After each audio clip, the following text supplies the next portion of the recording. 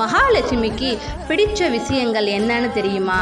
வருகின்ற 30ஆம் தேதி தாங்க அட்சய திதி வருது. மறக்காமல் இதை செஞ்சு பாருங்க, உங்கள் வீட்டில் தங்க மழை பொழியும். வாசனையாக இருப்பது ரொம்ப பிடிக்கும். சுத்தமாக இருப்பது மகாலட்சுமிக்கு ரொம்ப பிடிக்கும். எங்கெல்லாம் மங்களகரமாக இருக்கிறதோ அது ரொம்ப பிடிக்கும். யாரெல்லாம் நல்ல வார்த்தைகளை பேசுகிறீர்களோ அவர்களை மகாலட்சுமிக்கு ரொம்ப பிடிக்கும். யாரெல்லாம் ஏழைகளை கண்டு மனம் இறங்கினாலோ அவர்களுக்கு மகாலட்சுமி ரொம்ப பிடிக்கும்.